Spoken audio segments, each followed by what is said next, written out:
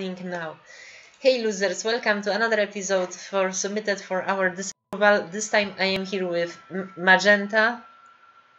That would be me, I think. And Excalibur Mech. Hi.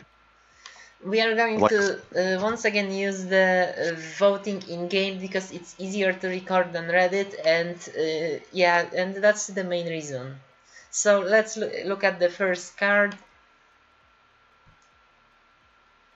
Color Watcher is a gem from Zuriel. Summon when this is banished and when this is banished from hand and entombed, create a Rainbow Ring. And Rainbow Ring is 1 mana card that gains you 3 HP. And the card is a 2 mana 2/2. So this is so it's very easy to like trigger this, but at the same time you still have to pay, like you still get like an action in hand and pay 1 mana. But clearly it's meant to synergize with the rest of the Zuriel stuff, so that's okay. We have the admin and creator of the Zuriel here with us, Magenta. So it's pronounced Zuriel. Zuriel. Yeah, I mean, that's what I said, Zuriel. But Bobka didn't. The Rainbow Ring, I assume, is a figment. Yes, it is something to leave a feedback on that. The types of action of tokens aren't shown in the game. Yeah, which is something problematic, but well, I'm of course going to support the card because it's Zuriel and Zuriel is my realm. Are you this basic? I am, yes. I'm going to print Consign to the Void from Zuriel. I mean, right, maybe not this basic, but like it's from my realm. It does still like fit the general idea I have for the realm, right? In every way. Consign can also banish, so it fits. Right, but it doesn't banish from your hand or have anything to do with. It doesn't have anything like this fits in the Zuriel deck, right? Is the point. Does it though? Vaguely, at least. So here's the thing: the token it gives you is pretty bad. Like paying 1 mana to gain 3 HP is quite inefficient, especially without synergy. And I doubt plants are running this because plants don't want want the plant tribe, and this can only gain plant tribe from the Von Basil, I believe. So the figments this gives to you are mostly useless except for like aggro matchup. Am I right? You can just use the figment as like banish fodder, right? And in general, the card it is useful for banish fodder. Which, by the way, I don't quite like the fact that the main card has an effect when it's banished from a hand, right? Because I specifically wanted to avoid it on most of the cards I've made, that like only the tokens had effects on banish. First of all, because of KM. Yeah. Oh, yeah, I didn't think of that. KM exists. But even without KM existing, it still feels kind of weird that you're getting pretty much like free value out of it, like in some way. Well, I mean, is the value that great? I mean, it's just like beyond triggering stuff, it's a figment that just gains you 3 life. Yes, I would say that it's worth in KM to like have a card that when you banish, it creates another filler card in KM. I think that's pretty runnable. Yeah, I mean it's essentially like with this card specifically, it essentially is just like rebound for banish, I guess. But I don't know, I don't really like the fact that much that.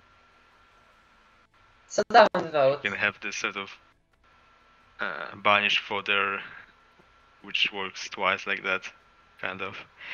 And honestly, I can't quite say that I like the flavor, or like I don't get what the flavor even is supposed to be.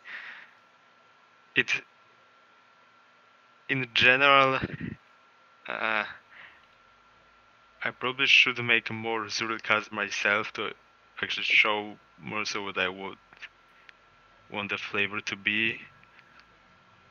Because I think Hainoid at one point said that Zuril seems like just an excuse to make weirdly flavored cards. And with some of those, it really kind of feels that way, right? Like, it is kind of abstract, yes. Yeah, As but much as real as Illusionogenetica. I mean, that's the thing. Like, it doesn't. I guess it's abstract, but Zuril isn't supposed to be just abstract, right? It right? needs to be Like, surreal, right? As the pun implies. like there is lore to Zuril, right? So yeah, this card for many for many reasons doesn't quite fit, and has those sceneries that are quite unpleasant, like with KM, which I don't think we should allow for KM banish synergy, honestly. So which makes the card altogether and the card itself isn't very exciting, like it is kind of just creating those gain free cards. So yeah, I personally don't care for it. Excalibur, any finishing thoughts on your part? No, not really. I believe we both covered it. Okay, now you read Magenta. Right. So Steamboat Wispy is 1 mana neutral. Wispy from Chromazone. Summon. Did I read the stats? I didn't read the stats, did I? Just read them. Right. It has. It has 1/2 stats and summon. Choose an ally unit, silence it, then set its stats to its cost +1. I'm terrible at reading cards. So this is meant to work with code block somewhat, but it doesn't quite fully work because code blocks are meant to be played in Baldwin to work with Baldwin's level 3, but however, the new Baldwin's level 3, not current Baldwin, just the rework that is announced already but not in game yet. And this, by not having the right tribe for the code block archetype, makes it a bad early play while having actual synergy with summon, right?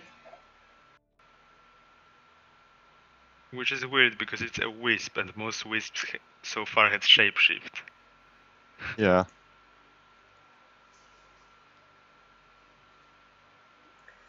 And this is the wisp which actually could use shapeshift, I guess, and it doesn't have it. Well, here's the thing. I think my issue. I have different issue with the card is that it's always at least on curve, because when it targets itself, it's a 1 mana 2/2. But when it targets an ally with a summon, it can buff it, right? Yeah. So, for example, you use the devotee from Xavier, that is a 1/1 that buffs your highest HP unit, and now that unit is a 3/3, and for one stat point, you need 4 more stat points, and it generally can buff very efficiently very unit with summon. I mean, true, but that seems like a very specific scenario, and you'd probably need like a deck built around just summons or like I don't know. stuff that Keep in focuses on mind, them being vanilla, like Belgian vanilla students. Warlock uses a lot of or like summons which create tokens, for example. I don't think you need to do a lot of deck building, because this is on baseline 1 mana 2/2. Like, this isn't a 1 mana 1/2 when you fail. It's always at least on a curve. there's also just the fact this is meant to be blank support, but this I'm not really sure this is gonna work well with code blocks. Well, Code blocks do want this effect, but once again, having this is a very bad early play for the deck because it doesn't help you with doing XP levels and yeah, those.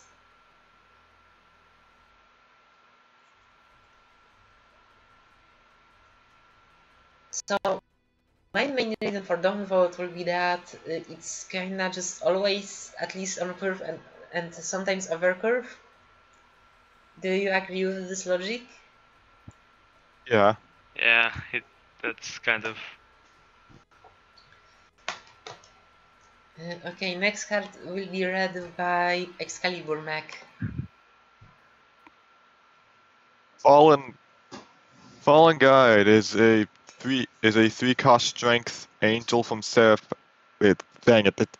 I forget the order of how he says like how it's said. It's like Fallen Guide is like a 3-cost strength 3/2 angel from Seraphel with flying and entrance, destroy and revive another unit. So can two of those loop?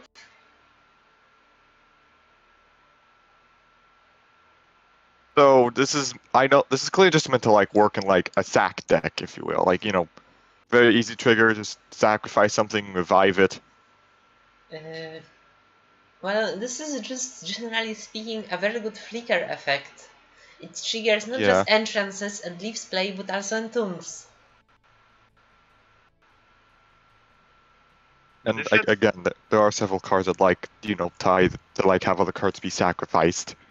Many angels have entrance too. Wait, yeah, you could just. It says another unit, but if you get 2 copies of itself, then you could just have them destroy and revive each other infinitely. Yeah, this is.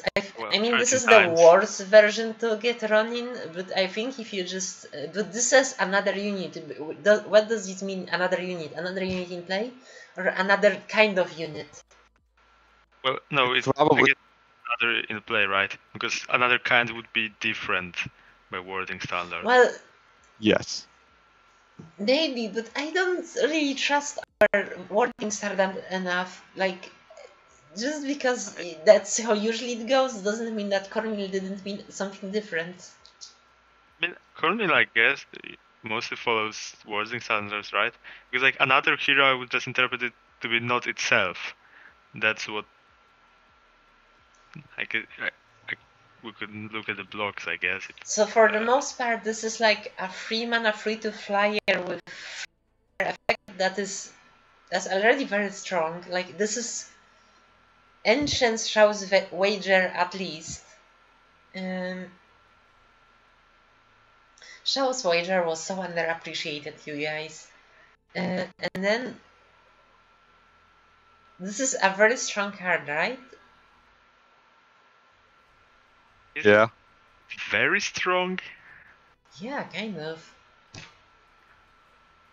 I mean, it depends on how you value flying. Like, for the flicker sort of aspect of it, like, strength doesn't have as many entrances and. No, but like being able to trigger, for example, right. the Twisted Triumph, that seems pretty good. I guess. You can also potentially use it on an enemy unit to exhaust it or remove its non-permanent. That is something you can do. Good point. Oh, yeah. Good point. Good point, Magneter. I only make good points. Also, flavor-wise, it says that not all angels stay loyal to their brethren, and the wings are black. So this angel is like evil, but like evil angel will be no longer an angel, but a Devolaya, right? A what? A Devala? I don't know my angel lore, Puapka. That was a joke. Like, it can be your angel or your Devolaya. I mean, devil. You never heard it? No. But interesting concept for Seraphel lore. Anyway. I don't know if Seraphel has lore. Like, they put... It's kind of an angel dump right now, I think.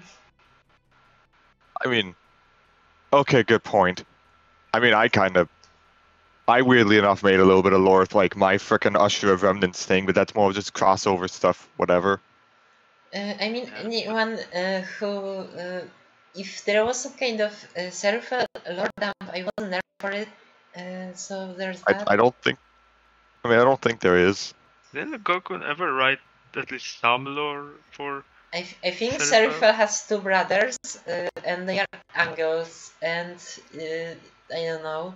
Yeah. And this angle is bad. By the way, looking at the blogs, indeed, Just sounds like the poor man's Urza saga. I don't know the reference. Sorry. It's Magic the Gathering stuff. Basically, like two brothers literally like waged a war or something.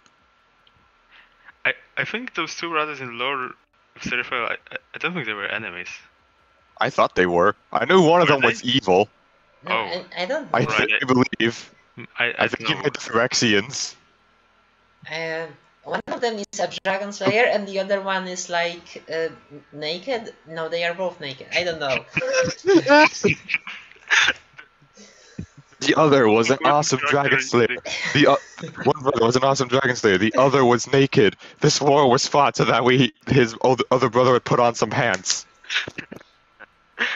By the way, looking at the blogs, the another doesn't it just mean not itself. So if you had two. So of yeah, them, they can would loop and then loop. play Ronin. So bad card.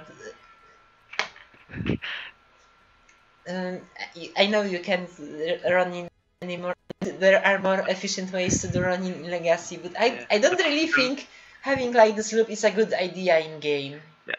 In standard, you can use it with the card which like gives you 2 or 3 With HP with when buff an ally Pula. dies. Yeah, the 2 I guess. Yeah. Like that's 13 burn Yeah. on turn 4. That's insane. It's not 13. Isn't that 26? Yeah, Actually? I think so. You might be right. I don't know. I failed Like that much. 25 maybe. So this card is a very bad idea.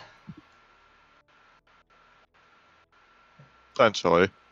And I feel like it could the effect could. Oh yeah, be some. I mean it's very easy to fix though. Like just making the clause a different ally unit and it's fine, right? Sorry, I already skipped, but yeah, I think with that clause it will be fine. I don't know. Do you agree? Probably. Yeah. So it's my turn to read, and I get a longer card because the universe is cruel. Wisp is Wisp Shapeshifter from Chromosome, which 4 mana free and shapeshift. Summon just 2 units. Gain their tribes. If this gained both of its shapeshifted tribes, gain +1/+1 for each other ally of those tribes. Before combat, gain the abilities of 2 allies that share tribe with this, but not each other this turn.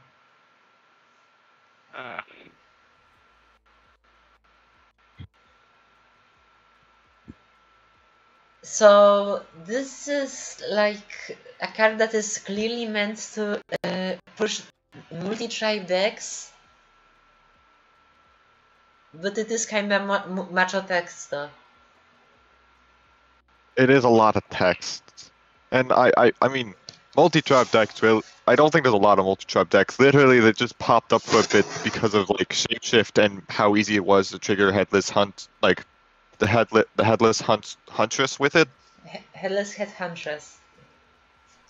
Headhunter, that was the name. Headless Headhunter, I think, or something like Huntress. that. My fault. And I mean, it gains the abilities of 2 allies that share a tribe with it, but it doesn't state non-summon abilities. So I mean, that's kind of strange. I mean, I don't think it will fit. Summon. Yeah, I But mean, also implicitly it's on summon. Yeah, good point. There's also just the fact that the 2 units have to they have to share tribes with the Wisp, but not with each other, which seems a little janky. But I get I think it's that is meant to enable creative deck building. But it's not really a problem at all because Wisp is getting tribe of 2 chosen units, so it can get the abilities of 2 chosen units which just don't share tribes with each other, right? Honestly, but they can be with whatever tribe. I'm kind of against cards adding abilities of other units to another units, because that is like very easily gives up decay. And I understand that this has limits, but I'm not a fan. It can be dangerous, and balance-wise, if the summon is actually triggered, this is at least a vanilla, right? Like stats-wise. Yeah. If it actually triggers, and I don't feel like it that difficult technically to trigger the summon in some decks at least, because like say like a lot of wax cards also have the golem tribe, so if you manage to actually get 50-50 wax golem, then oftentimes you will be able to trigger the summon on whatever. Like that's the thing with the wax cards, that that sometimes you would actually get more golems than wax cards accidentally, because almost all wax cards also have golem tribes, so this probably would work into something like that. And the thing is, it's usually going to be more than vanilla in stats, I think, because you're probably going to have more than 2 units of the tribe, right? Yeah, but at first cost the vanillas aren't that big of a deal usually, to be honest. Right, but like there's a vanilla minimum. Maximum Yes, it's I understand. plus 10 plus 10 plus 10, I guess. Yeah, plus 9 plus 9. But then it also has the additional ability, which I would say is pretty strong, as at the very least, if you aren't doing some sort of weird synergy or combo with it, you're at least doubling their abilities potentially, which can be useful. Actually, this turn, I guess there aren't that many abilities which are useful in combat. Well, it Like can keywords already at gain least, keywords, yeah. which I feel like it could be pretty strong, to be honest. Like just having one unit with overrun and other with life bond, and it's already pretty strong. Yeah. And Yeah. I would argue overcurve for not necessarily that big of a deck building, because in something like Wax, for example. I'm So not sure about. yeah, I think the push for those kind of multi-tribe decks is admirable, but with combining abilities, I'm kind of inherently against it. And so yeah, that's be a downfall.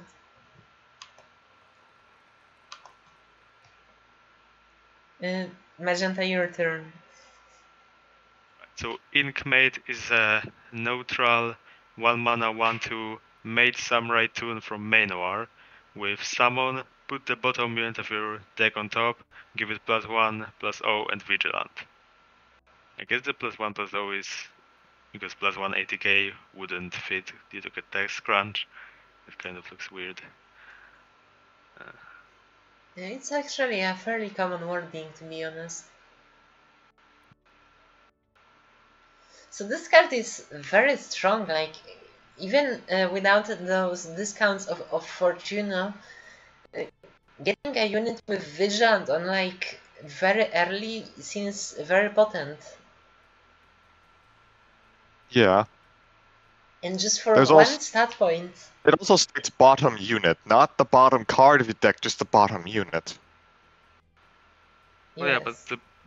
the bottom unit still might, even if you can get this early, the bottom unit might not actually be that cheap, right? Like, and True. I guess in Fortuno you can. I guess it'd be pretty good in Fortuno because the bottom unit of your deck often will have the cost discount. But outside of Fortuno, the problem is that there isn't really that many cards which let you manipulate, like put cards on the bottom of your deck. So it's kind of just random pretty much often.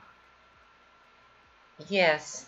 Am I overreacting? Because you don't have control to which card gives Vigilant outside of deck building, but just like for what one stat point, giving one attack and vigilance to a unit seems very strong to me, especially if you just put a lot of duelists and actives in your deck.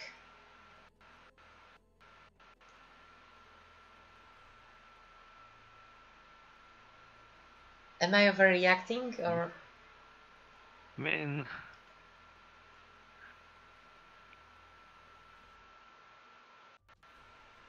how's like? I mean, judging by the fact that, like, you know, it would be like, you know, this it itself is like a 1/2. It, you know, gives like +1 in vigilant to another thing, which, I mean, you know, already that's a little over curve. And also could be useful if there's like a specific card in the bottom deck you want.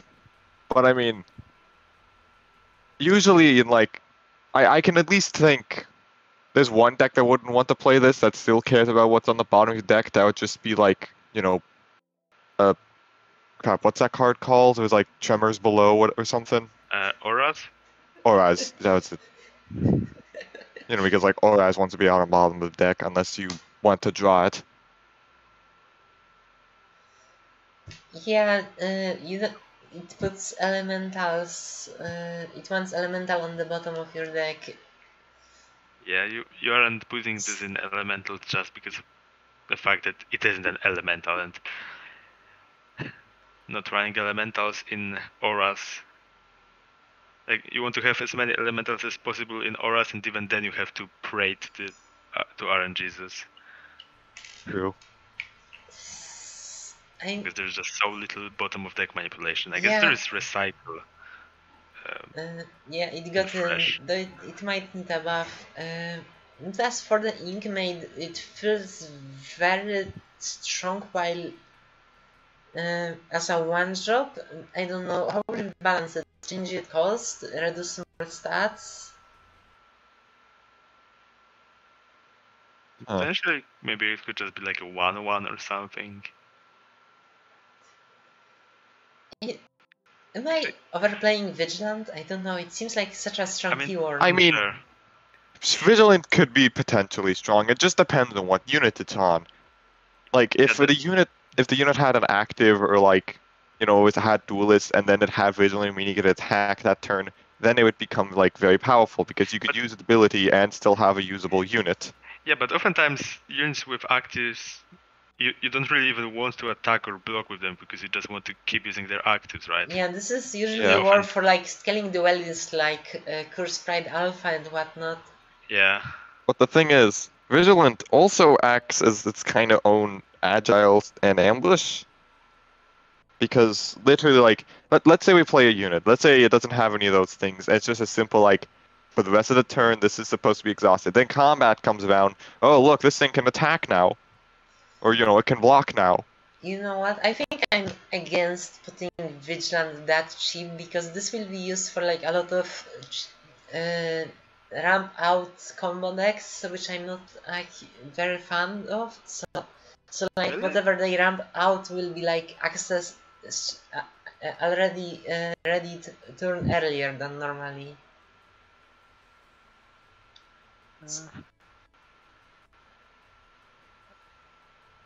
So yeah, right. Also, what's the flavor anyway? Like, why does she ready it? Isn't she like dirtying instead of cleaning? How does that give vigilance?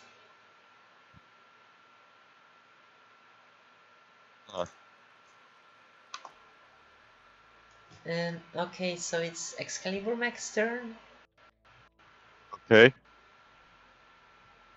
Berserker Cactus is a 3-cost strength plant from Howdier. Is that how it's pronounced? I think it's pronounced Howdier. It has 4 attack, 3 HP, agile, and horde. Play this from hand with -2/-2. So basically, if you don't play any cards on turn 1, you could get this thing out as a, like, although it does only trigger at the end of turn, you would get this thing out as a 2/1 with agile, which for a free card, I mean, that's I mean, you didn't play anything for a turn, but You also can get any number of Horde's them. in Horde is easy to like trigger because you're gonna want to trigger it. Well, her herd is as normal to There's heal also as fact other you can heroes. get multiple of these in hand. Yeah, like imagine hand generating these, so you put a lot of them in play as blockers. Honestly, it feels like someone would make a deck like that, focused purely on making copies of Berserker Cactus in hand, and then just like horde a bunch of those come out. It could be a blocker package because it doesn't sound like a deck in its own. I mean, blocker. I get like here's the thing. So like Agile. horde triggers at the end of the turn. Why does it have agile then? Because it won't enter play before combat. It'll The Oh, agile yeah. is for its other form where it's a 4/3 with agile. True. The 2/1 blocker is a form that you use for either Helden, I mean not blocker, just a 2/1 version. You use for blocker to have a unit that can be used turn 1 or turn 3. And for perma, you get turn 1 blocker without losing that 1 XP. But yeah, I don't feel like this Horde version is fair, honestly. Yeah. I mean, to be honest, making a deck around just getting a bunch of these immediately sounds kind of funny. Like, I don't think it would be. I don't think it would be that powerful because I don't think it would be that easy to actually get many of those. I mean, yeah, in hand. deck around this wouldn't be that amazing. That was at best just a package with. Well, yeah, but even a package, like there aren't really that many cards I think which can create copies of this in hand. And many as copies. far as what was I going to say? Also, what is the flavor at? Like, why is Cactus Berserking smaller when you pay him? Like, Well, I guess you kind of don't pay him, right? Like you pay him less. You pay him only 1 mana, so or potentially only 1 mana. I don't know. This is He can't. He doesn't. 1 mana isn't enough to buy food to keep for free. But cactuses need very little food compared to normal plants. But I mean, but this isn't a normal and this isn't a normal cactus. I think. Like, this is a Berserker Cactus. This is a cactus with agile. Being agile is very tiring. So it needs food. I think like this is a good area of design to touch, but I don't think this is quite where it should be at. I don't really know how to fix this, what it should be, but I don't think this is good right now. Who's reading next? Me or Excalibur? Oh, should I be the one to read my own card? Yes. Okay. Crab Wave is a 3-cost spirit 4/2 crab from nowhere in particular with summon. If you play 2 or more foods this turn, shuffle an enemy unit into the opponent's deck. Broken. Yeah, this is. So I see this is very like strong. This is another. Did the update for Sport Chef get in, or is it? Even if it did, this is still very strong. I think. I mean, like it was that like putting it at like making it cost 4 was a bit much. I would like to state, Zinker was the one who mainly commented on when I posted this in the in the card labs. Zinker was the one who mainly suggested a lot of the stuff. If that explains anything. I often disagree with Zinker on balance and cards, but yeah, as far as idea, I can see that This is another answer for food removal, which my latest option for food removal didn't get in, and so Zinker posted different kinds of Fallen Bell, which is another food removal that creates beggars in hand, and those beggars cost 1, which from our episode 1, a lot of people seem to be interested in making a removal for food right now. So this feels strong, but might be fine for the deck, honestly. I'm not sure. This is very easy to balance with cost and stats. So I feel like most of it maybe should require free foods, to be honest. yes, or this. And then, but that's the thing, it's a high cost unit, relatively, for a deck that wants to play a lot of cards in the turn. So when you play this, you often won't be able to play another unit, especially now when food doesn't have a many zero cost units to generate, which is good. So I think this is fine, maybe even a little weak, because you can't really play this cheaply. Like at best you play this turn 4 when you play like 2 foods, and then it's like 6-4 with 1 removal you work with, even if that removal is very strong. So I think this is fine. No. No? I don't know it.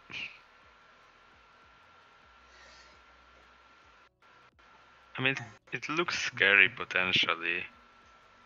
Yeah, but Yeah. this will be fairly easy to balance though. Like you just change the numbers a bit, which is fine.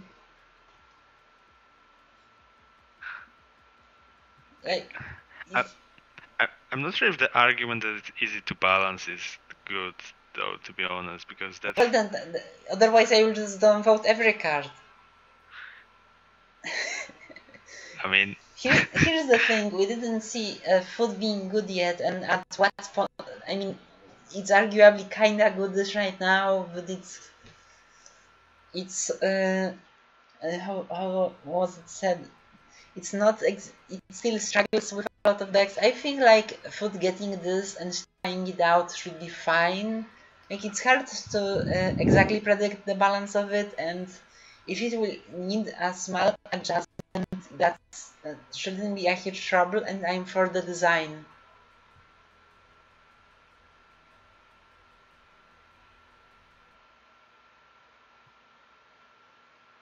So we're gonna upvote this, downvote this. Yeah, I'm going to upvote this. I was just waiting for Magneter to say something, which she didn't.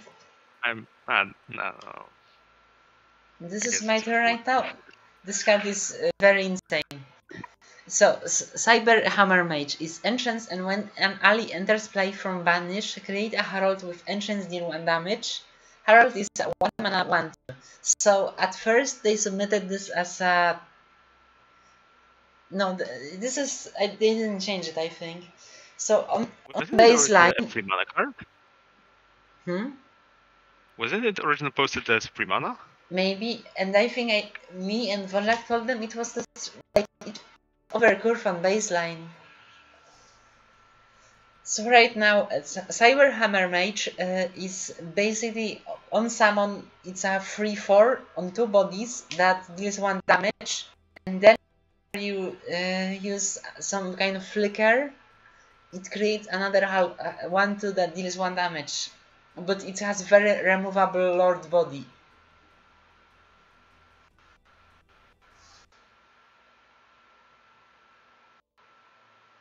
Quick question. When the thing enters play and then it's given the ability, would that work? Yes, yes, it works. The Herald does in fact deal 1 damage. You know, but does it keep that ability? Because it doesn't say if it's permanent or non-permanent. So if you flicker that Herald, does it still deal 1 damage? Or does it just create another Herald that deals 1 damage from the Lord only? I mean, by default, if by default, if it's not specified that it's permanent, then the assumption is that it's not non-permanent. Yeah, so So I really don't like that. I don't like when archetype has like those kind of how do you say it, instinctive actions like that. Is that correct English? it's good enough English. Didn't- Listen, I speak English, and even I have trouble with it. Just do your best. Yeah, so I mean, is this fine now? Because the main body is pretty removable. I mean, Flicker decks will definitely like they'll. Here's the thing: if a Flicker deck plays this and plays it well enough, like plays around well enough with a bunch of like bouncing shit or whatever, excuse my language, then it should possibly be dangerous. But again, there's not. I don't think. How many cards are there that like allows you to just like like remove a unit, like vanish a unit, and then return it to play? I know there is Vanishing Act. I think with in standard we have at least Neon Outrider. Wait, it's still in standard? Yes,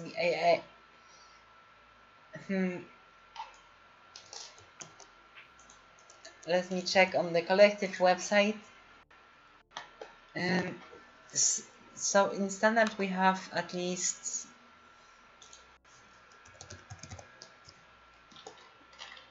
I can think of like 3 off the top of my head. Tangle Arm, Neon Echo, the one Zinker card, Mist Bomb. Does this work with merge? Like I believe merge does banish the unit. I mean, it does like return the unit to play. So I think so. And does banish it. There is a lot of merge in mind, so there is that. But is there even like merge which lets you merge a unit to an existing unit to something? No, and that's good. Yeah, so I don't think that there is really anything, any merge card which would work with this. I kind of don't like that this is restricted to like just this one entrance type. Just leaving play from banish, because neons often with like entering from deck, grave rave, entering from graveyard, like a lot of this stuff. Oh wait, I misread it. Oh, I thought it triggers when it enters play from banish, and not when any card enters play from banish. Yeah, I guess that's kind of strong then. Yeah. But at the same time, it doesn't fully synergize with the deck it's meant to be in. I think it's kind of clunky. Do you guys agree? I don't know. I mean, it is kind of weird that the Harolds. Wait, why is it from Vingarden? What the fuck is a Vingarden? Wait, what the wait, actually, yeah, what the hell is Vingarden? Vingarden, so I think from what I read, Vingarden is supposed to be the realm where Hammer Mage comes from, and apparently Hammer Mage is just thrown somehow into other realms. It does. She may have been forced to Aesthetica. Maybe it's because it says that because she's like Cyber Hammer Mage. There was also this other Hammer Mage, the Howdir Hammer Mage, and I think like oh yeah, the idea is that Hammer Mage comes from Vingarden, even though the original one isn't. But I guess that's could up be to cosmetically update or something, and somehow Hammer Mage is like being sent into these other realms where I guess they also change outfits. Why not? okay. I feel like hammers will defeat most neons. Like if you hit with a hammer someone with all those flashing lights, and they wouldn't survive. Who will win? Aesthetica with advanced technologies, or a lady with a hammer? Well, she has at least 2 hammers in her heart, so She at least has 2 shots at it. So she was apparently originally from Vingarden, but was cursed to randomly travel between realms. Listen, I don't care how high is your technology. If you hit a hammer, PC with a hammer, it loses, right? It's in Yeah. it's in classic game, scissors, paper, rock, and PC. So yeah, I think this is kind of not quite there as a design. Who is next? That would be me, wouldn't it? Oh, I mentioned that. Probably. Oh yeah. Right, so Drop the Bell is a 4-mana spirit artifact from Hope's Hollow with deal 4 damage to a unit, create 2 Hungry Beggars in hand, they cost 1. So, first thing actually, why doesn't it just say create 2/1 cost Hungry Beggars in hand? Yes, it's different warning, I guess. Also, does it? Yeah.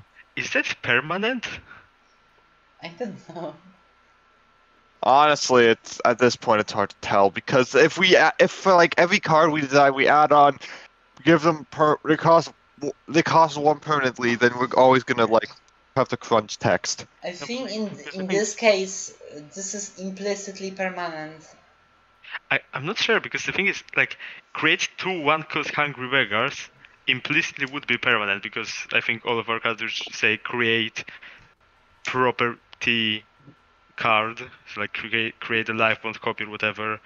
Those are always permanent, but here when it's split like that, I'm not sure if it is supposed to be permanent. Okay, but let's go back to the design. Is this the final piece that food needs to be a good archetype, as the removal with flavored as the bell falling from the sky? I mean, from the tower probably, not like. But, well, when it hits you, you will assume it's sky. I don't think if it hits you, you'll be able to assume much in general, to be honest. I get why he had them cost 1, so that way you don't just have like 2 free triggers for food. So here's the thing. I think he has them cost 1 because Wojak told him that it will be a bad idea for food to have more 0 cost units. Like, I think you can see that discussion in the subreddit right now, subreddit channel. And yeah, looking at the blogs, the cost is non-permanent. Okay, so that's clear now. So like let's focus on the card right now. Is this what it should be for food? I mean, I think it's fine. It's like it's pay 4 mana, remove a unit, you get 2 1-cost units in hand to trigger for food. I'm not sure if 2 one mana tokens are that useful for food, to be honest, with no effects or anything. Yeah, not being able to be ready instantly is pretty harsh, and food being in spirit probably won't run Flash Warp very often. But it seems fine, honestly. It's kind of niche, like, because if this is played in food only, well, maybe if there will be some kind of hand size matters archetype in spirit, or this is KM card, holy shit. Oh no. I mean, you can use it as like discard fodder for spirits or whatever, right? Specters. Well, generally yeah. is discard fodder. It's probably pretty playable in Mari. Well, like, I can see this in Mari to have like those cards discard, I don't know.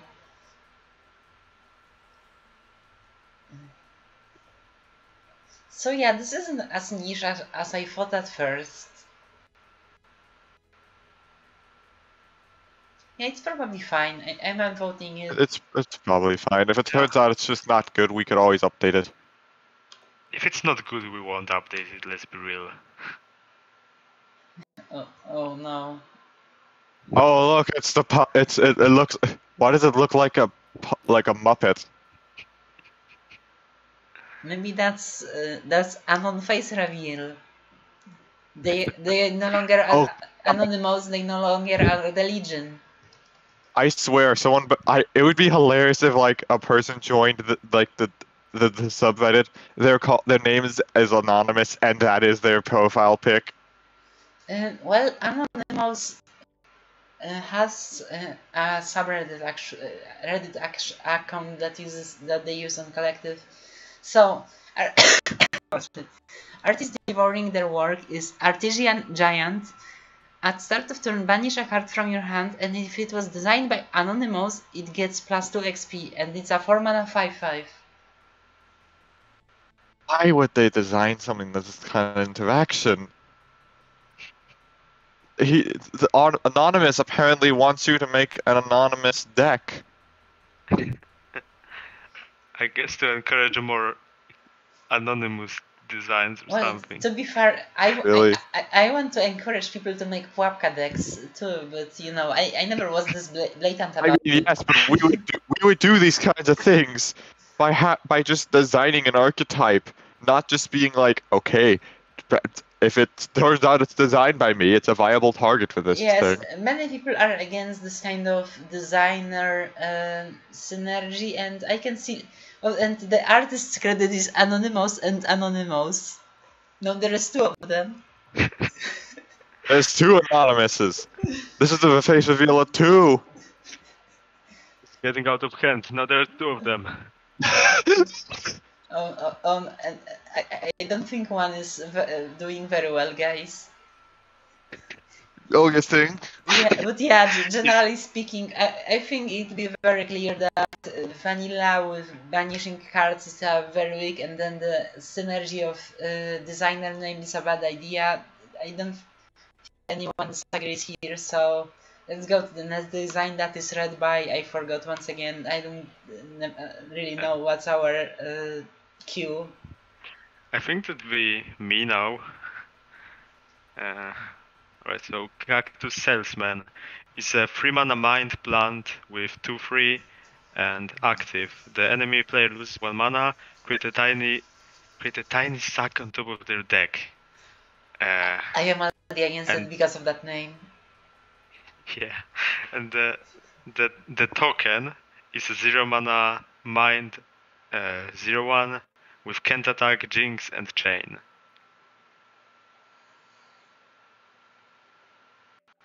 So, I get what this is going for. It makes the opponent lose 1 mana, and you know, it basically it puts like a tiny it puts a tiny suck on top of the deck, which means they'll take 1 damage. Like next time I draw a card, they'll take a damage, but then they do get a 0/1, you know, unit.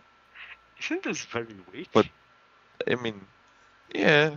No, the mana loss isn't that bad, honestly, unless you have unless you can get multiple of these Cactus Salesmen, and you're able to somehow. It's an active, so it's not like you can trigger them all at the same time. I mean, yeah. Compare the mana loss to that robbed card, which does -1 max mana, right? Because that's essentially what it is. Because this is delayed by 1 turn anyway because it's an active, and you actually have to keep pressing the active. And it deals 1 damage on their next draw, but it also gives them a blocker. And that seems pretty weak, to be honest.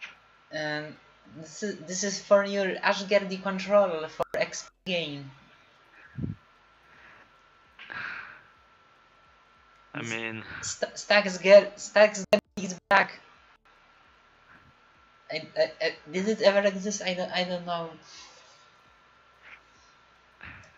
Yeah, kinda weak and it has sack, and so I think this is a very safe downvote. Yeah. Yeah.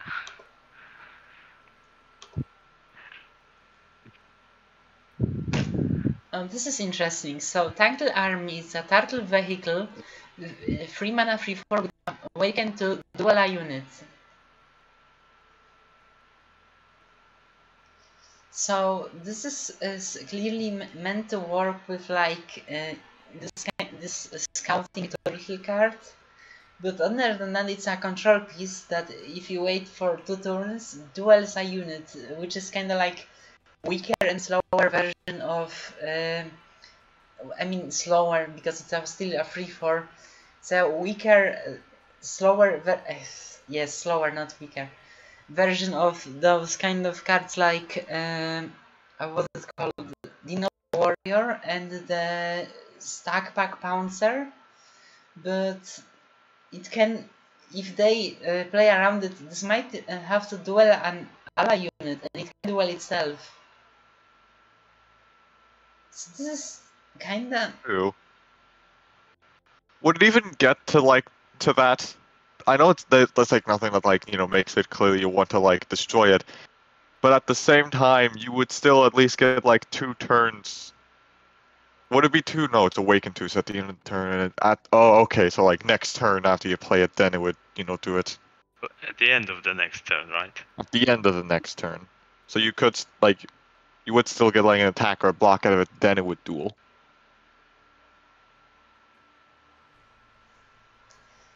So yeah, this is a interesting control piece. I don't know. It feels kind of weak usually, but is that what control needs right now? Is that what control wants?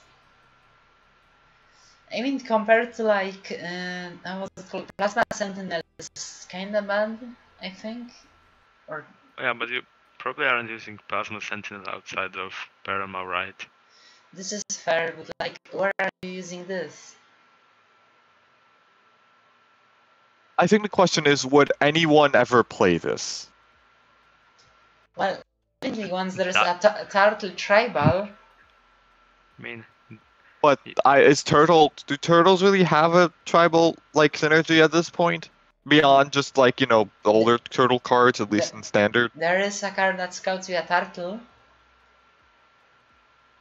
Right now it loops forever. Because there are no 4 turtles.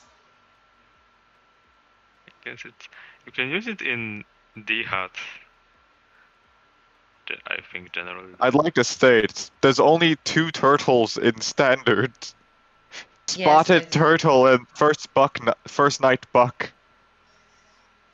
yeah, so yeah, this is the beginning of real turtle tribal. Yeah, I don't know. I personally say downvote. I'm honestly not a huge fan either. How about you, Magnetar? No. Like, it feels like it's too weak, a bit maybe, but at the same time I have no idea how you would actually rebalance it. Oh, this is bad. Bottomless Buffet is a 5 mana food from nowhere in particular. Choose up to 3 base cost 2 or less food actions in your graveyard and play them. So I don't think this is ever worth playing.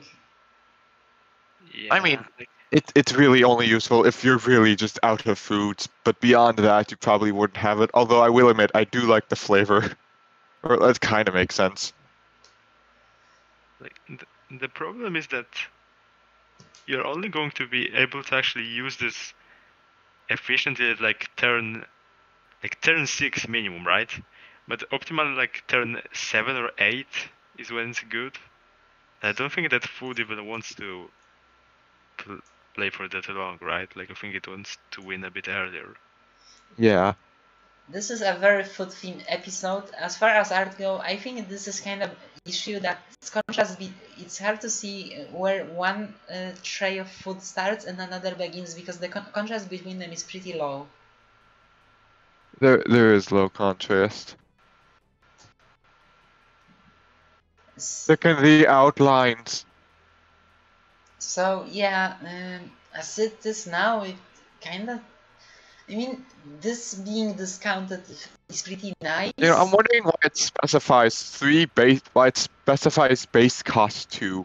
I know because there's like off affinity penalties and stuff, but like, is it like implying there's terrible things you could like get multiple foods of in your hand, like cost I 2? think food has better ways to refuel than this, and this is fairly weak. Do we have a consensus? I'm done voting this. I feel like it maybe could be like rescaled to a lower cost. You could play less foods or play cheaper foods at a lower mana cost itself.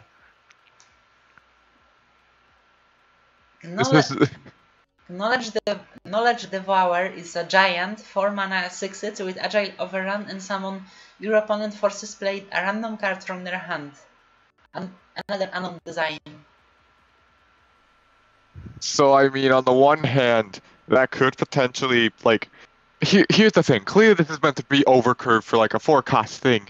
But the thing is, while there is a chance you could make the opponent play like something very dangerous, there's also just a chance that you could also make the opponent play something they'd want to play at a different time, or just something that's not useful in this situation, and kind of just, you know, still have it be overcurved.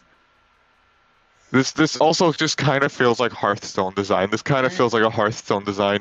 I will say, I think in collective we have too little RNG in my opinion, and the games kind of don't have this very that randomness that. I mean, do you want this in the game, Popka? Do you want me to play this and risk code blocks either getting at their Kadar early or accidentally playing move 2 too early? I mean, I feel like you'd optimally want to use this if you actually have knowledge about your opponent's hand, right? Like psychics can for the most game see almost the entire enemy hand, and there isn't really much you can actually do to change your opponent's hand if they do have strong cards. Like there isn't much. There is the Spirit 3 mana card, like this card in your opponent's hand, I think. There's the new Wapka card, the Dimming the Mosaic that needs to have the name changed. Yeah, Dimming Mosaic. We're gonna have to update the name change again. This is gonna cause the button to break again. Remember Jack of all trade? So sad. So yeah, I mean, I am open to some kind of more random cards, but I think this kind of design needs a cost limit because right now it's just too random. I'm wondering if it should choose a card that costs like on the lower end of the spectrum, or should it pull a card that costs on the higher end? Because this is a strong card. Yeah, besides the summon. I'm thinking like one of the lower cards will be fine, honestly. Lower cost cards. There's also just the fact that it's on a summon, so if you could figure out a way to cheat this out, you could. Oh shit, we already moved on. I mean, no, you can finish. Well, I was just thinking like it's a neutral card. There isn't any affinity penalties. I just feel like if you could figure a way to cheat it out, like with code blocks, or if there's legacy, another way to pile another card, you could just do that instead of wanting to play the thing. In legacy, that's probably. Also, you could just silence it and just have like a 4-cost 6/6 overcurve. No, you aren't silencing a card in your hand to have a 4 mana 6/6. That isn't worth it. It's not worth the deck building into it. 9 is a mouth food, create 7 in hand, and feed +4/+2. 7 is a 2 mana 3/2 agile overrun, and 6 cost cards are unplayable.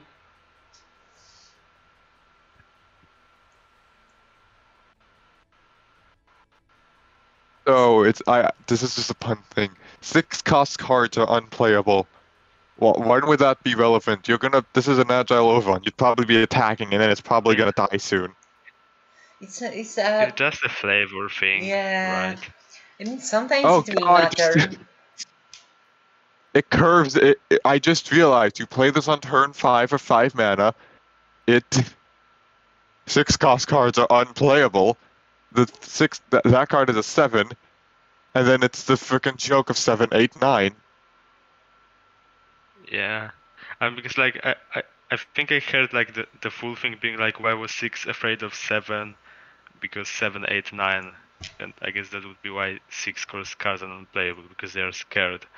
Yeah, the 5 cost thing is probably just that's probably just me being like, oh, I think it's another number thing. It probably wasn't intentional.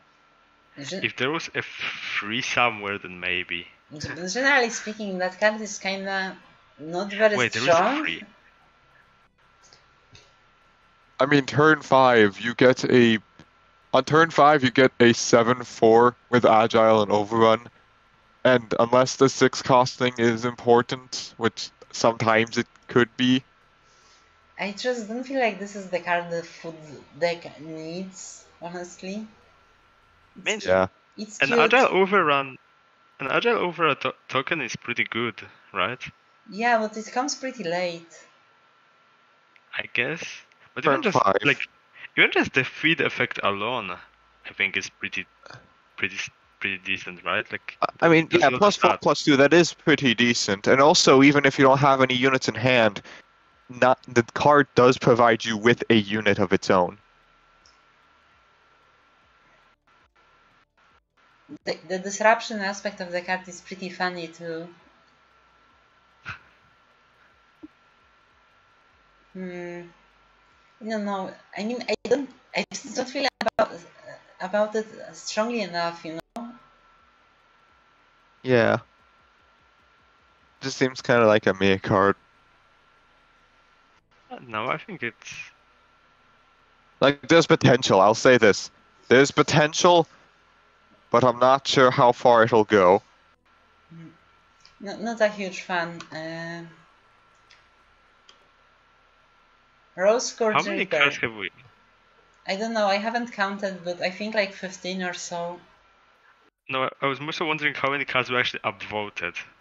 Like 2 or so. Incredible. Rose Court Reaper is a 2-mana 1/3. When an ally unit enters play, this gives it +1 HP and deals 1 damage to it. So it's another option outside of the Sunlight Edge for the Rage deck. Yep. The question is, does the Rage deck... I feel like the Rage deck might actually want more Rage effects.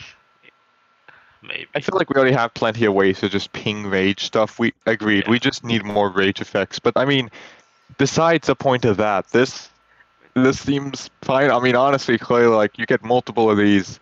They all do work very quickly. I know there's at least one other like unit that like gives a unit +1 HP. It's like give a unit +2 HP, then deal 1 damage to it or something. Yeah. And I mean that's inactive though. This is when an ally like enters play. Yeah, but that one so it's much faster HP, and right? it can trigger multiple times. From what I heard, Rage is kinda in the shitter lately, right? It always has been, I think. Has Rage ever been good? I don't know. Honestly, if you guys could like add anything to like Rage to make it better, what would you do? I would unnerf Brightblade. Brightblade is legacy. We'll unnerf not. I haven't. We'll unnerf Brightblade. We'll bring back the original Kylo Ren art. And like it's weird because when you're making a Rage deck, you want both the Rage triggers and actually Rage cards. Yeah. But then it often feels like you draw all the Rage triggers but none of the Rage cards, or you draw all of the Rage cards but none of the Rage triggers. So we need to combine the two. Honestly, yeah, I think. And I feel no, that might cause too many loops. It might cause Rage engines. I'm a little bit out of my depth. I don't really have enough experience with Rage to comment on the specific design, although I designed similar card. So I don't know if this is good or bad. And honestly, I don't really trust any of your guys' opinions on this. Oh, I'm the best collective player. Thought No, but Bronco was the I best actually collective tried player. rage decks, right? Like I tried rage decks a lot. Yeah, but you know, it's But your thing is- builds.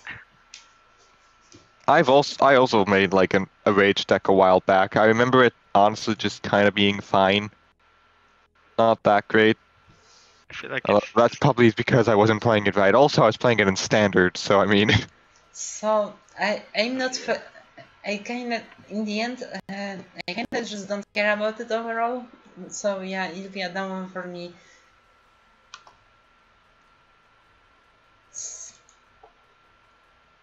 Oh no. Oh, this art. I want to read this one. It's been a while since someone else read Propka. Go ahead.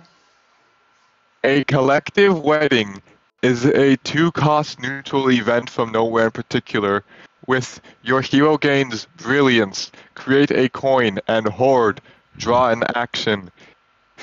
And the art is depicting Perlma being married to Vriktik. I feel like that can't be canon. I think we should read the flavor text. I think the flavor text is important. Do you Perlma? I'm sorry. Go ahead. Do you, Perlma, take Vriktik to be your lawfully wedded alien? Just screech. I don't know how to do a dragon screech. Is that a yes? Zonko ordained minister. What the fuck is he writing himself into a lore?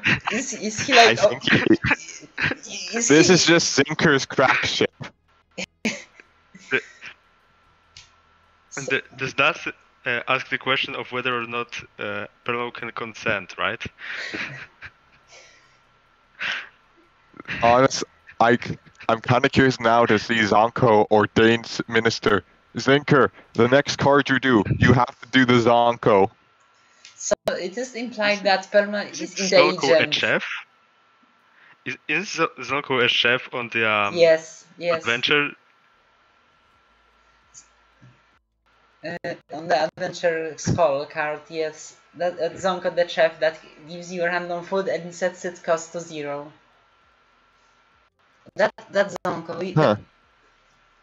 So that's a new appearance. No, that's Zinko. That's a completely different character, right? Oh my fucking god. They're brothers. The Zonko verse. Zonko is the evil twin. Oh god. Anyway, the card itself is very strong and a bad idea, so... Yes. You can play multiple of these. You could play multiple of them and think about it. Like, play 3 or more if you figure out how. There are several ways to, like, copy it. And literally, it's just like at the end of the turn, as long as you have 1 mana, you draw, like, 3 or more actions. This card is dog shit, honestly. Like, this kind of proactive anti-spell stuff is very weak. Like, I know that some of us have the memory of the Outsider's Oracle, who has been unjustly nerfed.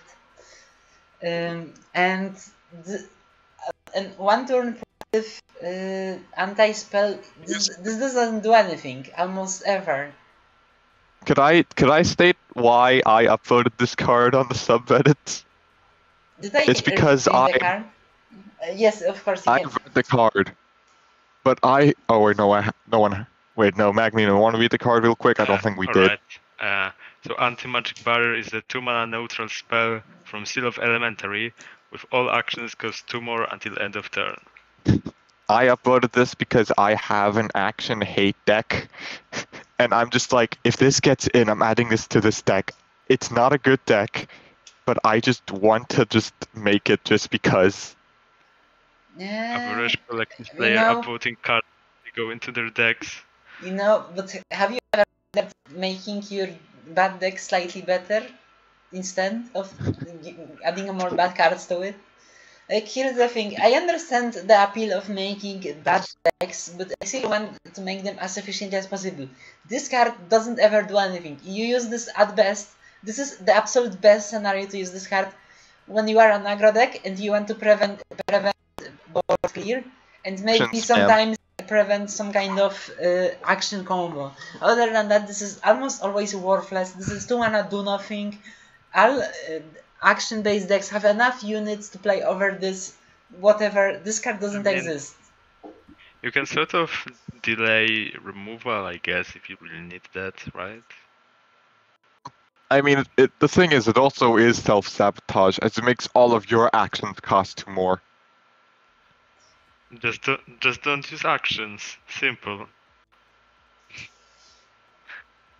Okay, I Problem won't. solved. So yeah, this is bad. I don't care for it. Also, what is stable diffusion? Is that like different AI? It's a new AI. I'm not sure what it's even new. Also, here's another problem with the card. It's just that it removes anti-magic barrier, but he works on water, so it will remove the magic of working of water, and he will drown. No, that's not the magic. It's just a reincarnation of Jesus. It's not. Yeah, it's not magic. It's holy. It's a miracle. It's holy might.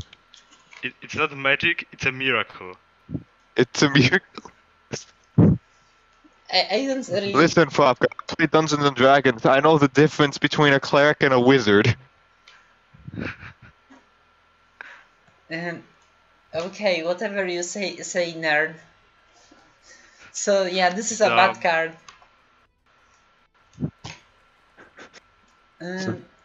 Friendly reminder that I will not stop until you tell me to. So if you need a break, just tell me, because I'm not going. I'm break and. I mean, I have all day.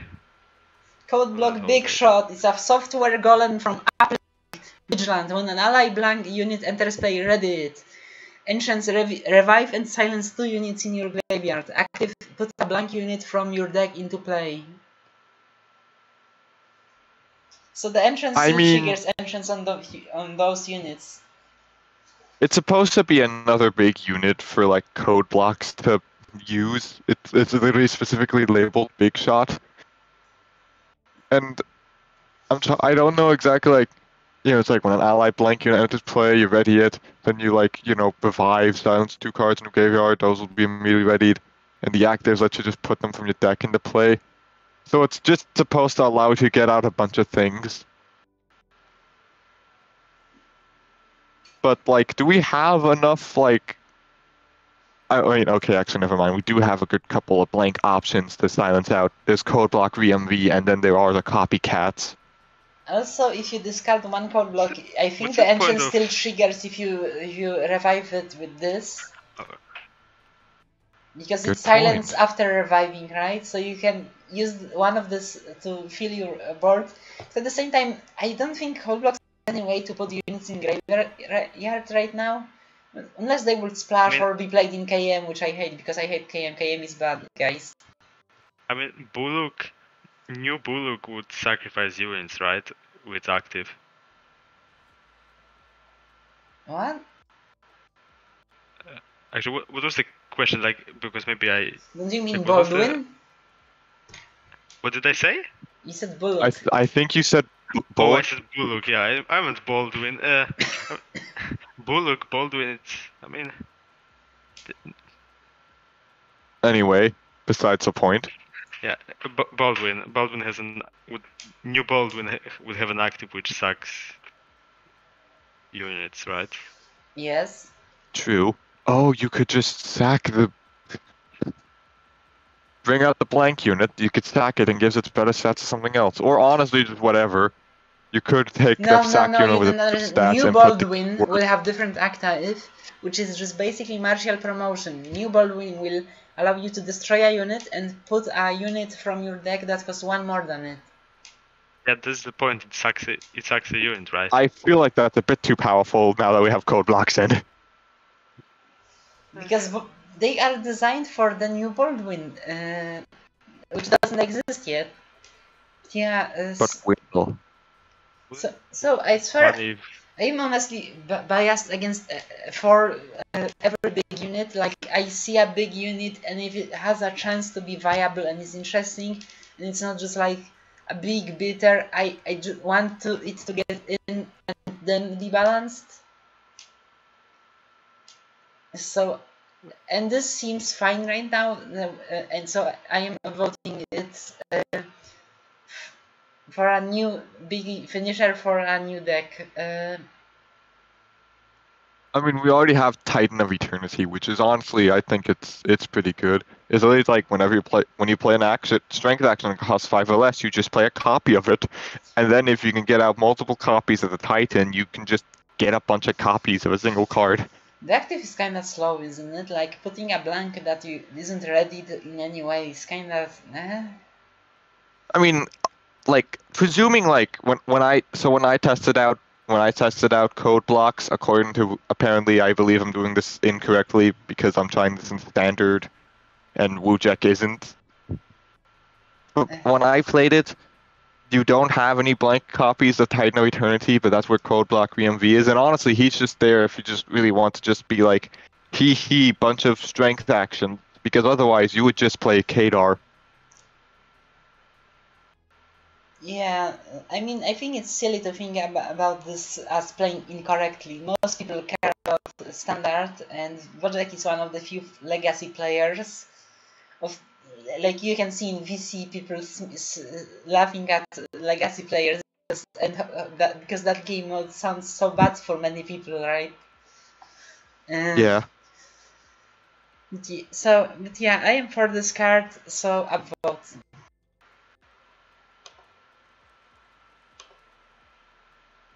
And we have another hammer mage.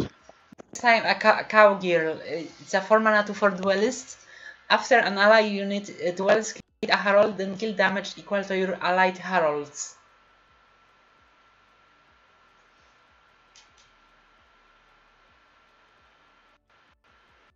So this is kind of slow and bad, right?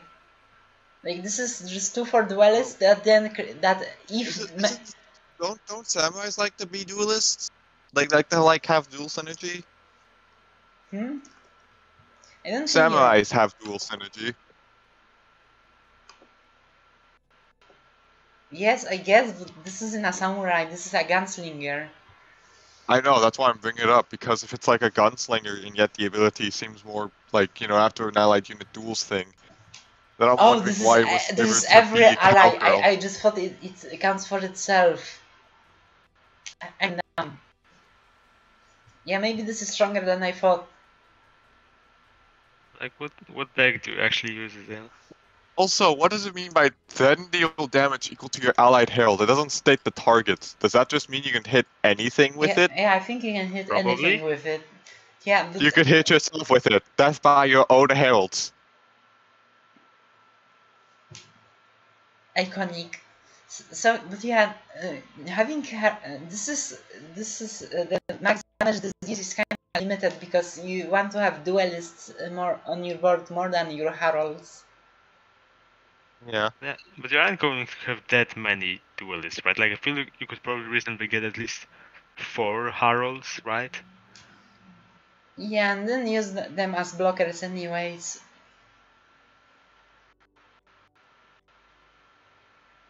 Although they aren't ready when they enter play, and after you duel a bunch of your units, unless you have some other units that you're gonna block with, you would be kind of out of units to block or attack with that turn.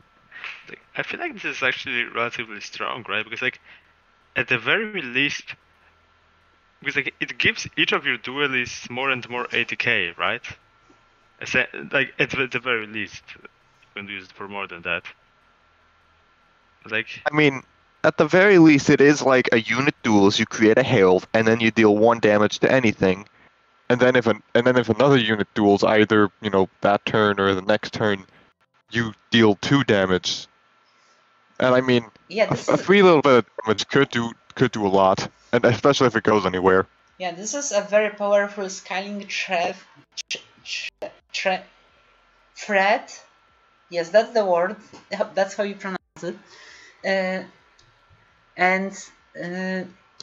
if it's not removed, it will clear enemy board somewhat fast while providing blockers for you making duelists very powerful against aggro decks, I believe. Like this drops and your aggro deck better has a silence, which it will probably will, by the way. I mean, depends. If your aggro deck is strength, then you have hard removal. But hard removal in strength. Like what hard removal in strength are you going to use against this? You know, especially in aggro. I don't like really, I don't really have memorized the card pool, to be honest with you. But that's the thing. There aren't that many hard removals in strength actually. Like off the top of my head, like there's the plasma one, which costs 5 mana, and there is the fenestrate, but one in strength. I don't think so. So yeah. Are we talking about silence stuff? Yeah, I mean generally, whatever can. There's heat ray. I don't think we have a 4-cost silence and strength. So let me check. I mean, we said removal in general, not just silence. Yeah, so but at the same time, while it's duelist tribal, but not samurai, but hammer mage. Yeah, I'm not a huge fan of the design, honestly.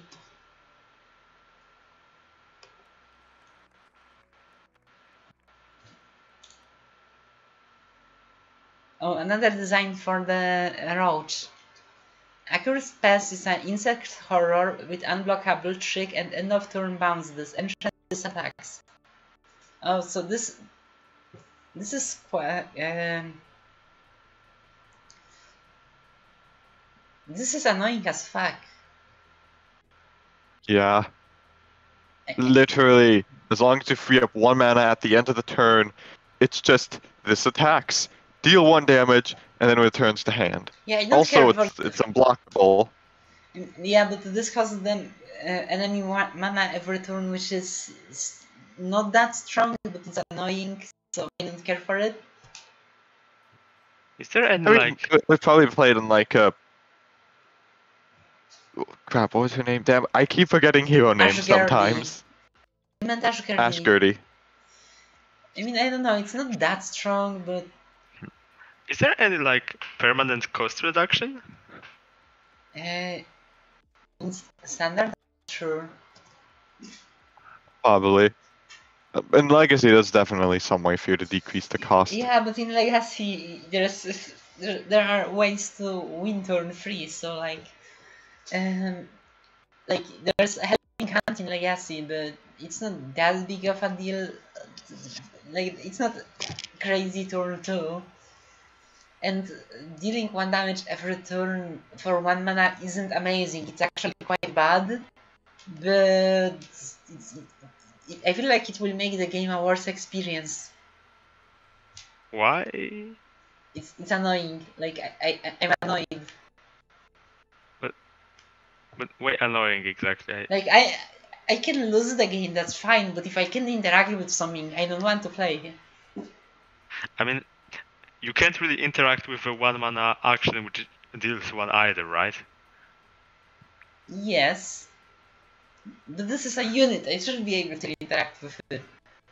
And it's repeatable forever, while 1 mana action is just a once thing. I mean, and the repeatability of it is quite bad, of course, because it costs, but I don't know, it still annoys me.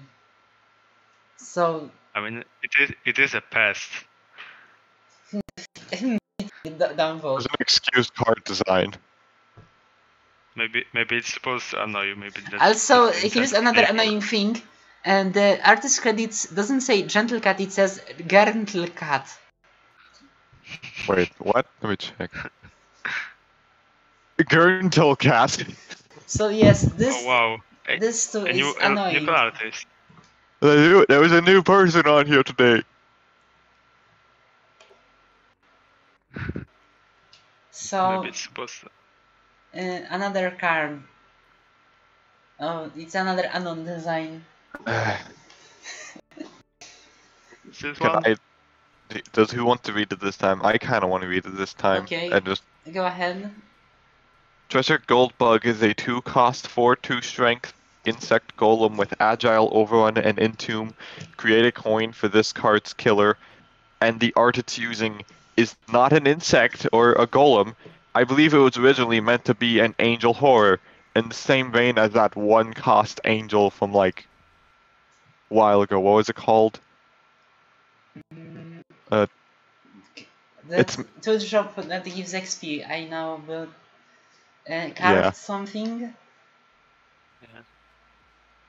I'm trying to go through it real quick. I can sort of see the insect in it, kind of.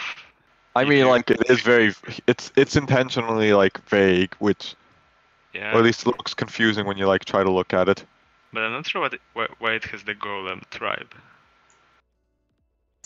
And this is a 2-drop with a downside that gains agile and overrun for the ability to Grafted Celestial, that's what it's supposed to look like. for the ability for Oh! Wait, what the So, Grafted Celestial is also a golem itself. So yeah, checks out. But this one is an insect and not an angel. Like, that makes me wonder, did Anonymous, quote unquote, look at Grafted Celestial, understood this was meant to be it, but then was like, you know what, this looks more like an insect, made an insect, and just decided to just keep the golem? Unless they think this is gonna, like, be used in the golem tribal, like code block, what code blocks are kind of doing. Maybe it's just based on like whatever the tribes it had on the art sheet. Like I'd imagine on the art sheet it might have had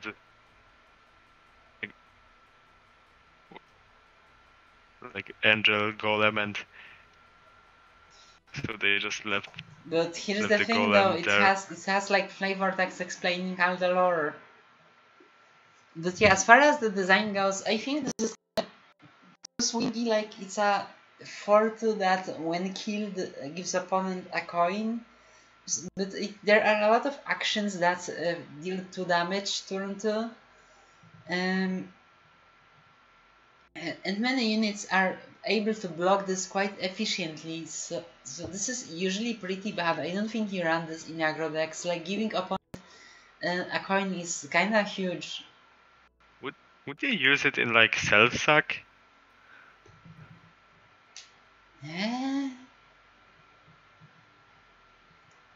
Why? Because then I guess then you get the coin, which yeah, but they can kill it first. Yeah, they're probably like this is also like it's an agile overrun 4/2, so you're probably gonna attack on it when you play it. I mean, I guess I can see this in Self-Sack, but Self-Sack you usually run in Baldwin, which doesn't like the tribe, so I don't know.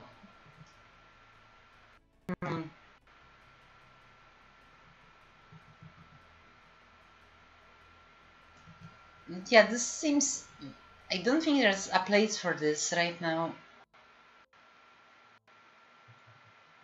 I can't imagine place for this, honestly. Like, this is just a bad aggro card. And we have a lot of bad aggro cards.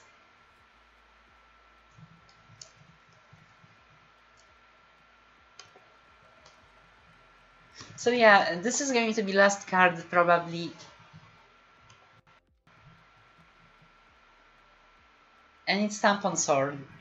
Oh god. Go, Chris, what the heck?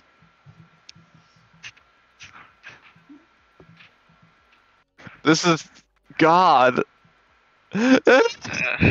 So this is references the previous episode of Gokun's review column, which mocked our show.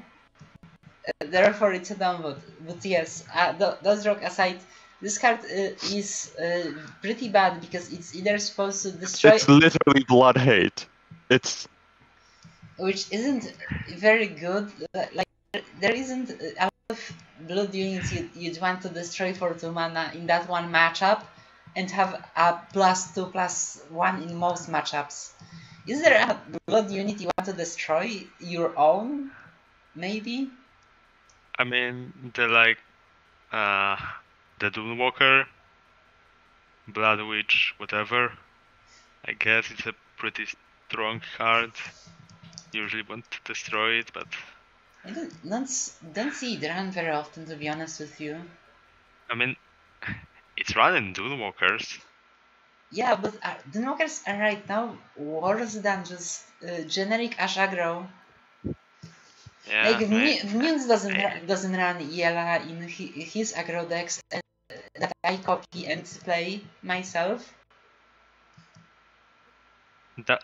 Does this hit Blood Gold Leviathan? I mean, it should. I'm not sure if the text thing like requires the word blood or if it can have like blood as separate sort of like that. So yeah, this card is just polarizing. It's often just about the +2/+1, and in few matchups it's a 2-mana removal. Yeah. So I feel like Goku's probably made this as a joke, didn't he? I don't know. He gets a lot of jokes in, honestly. So yeah, this was it for the episode. Yay!